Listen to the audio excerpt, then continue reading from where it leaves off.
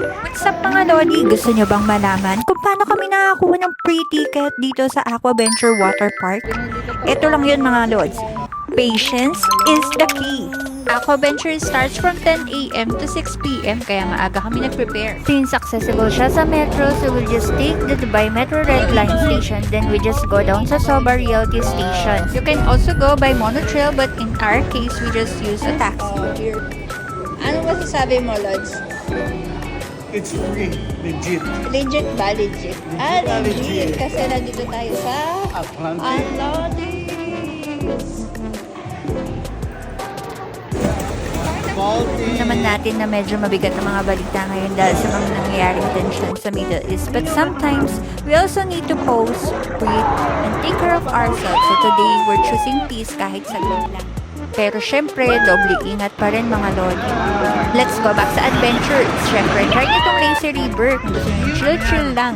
At huwag nyo rin palampasin ang kanilang leap of faith. Sobrang bilis. Parang 1 second lang, tapos na. Mas try din yung storm slides nila. Try nyo rin ito mga Lodi.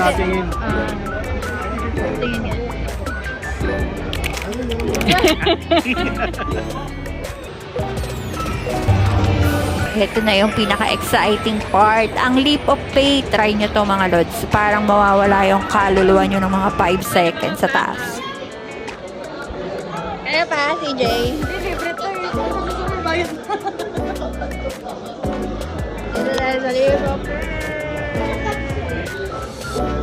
This is my second time nga pala na i-try itong leap of faith. So, medyo konti na lang yung kaba compare sa pag first time mo siya tinry. Ito yung isa sa mga stream rides dito. Kaya wag na itong palalampasin mga Lodi.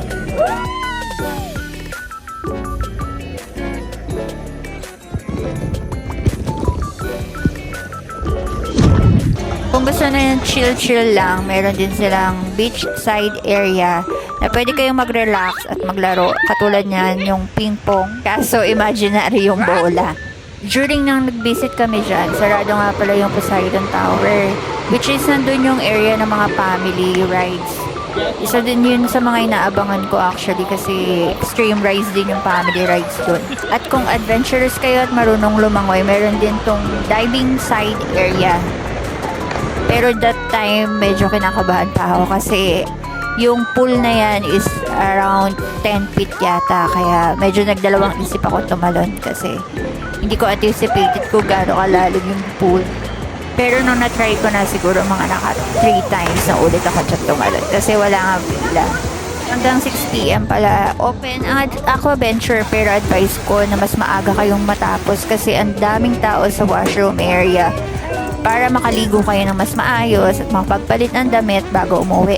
Sobrang lucky namin that time mga Lods kasi natsyempohan namin na meron complimentary bus going to Marina Mall. Pero actually sa mga guests yun ng hotel ng Atlantis. Pero siguro that time wala masyadong guests siguro dahil sa mga nangyayari na rin sa paligid.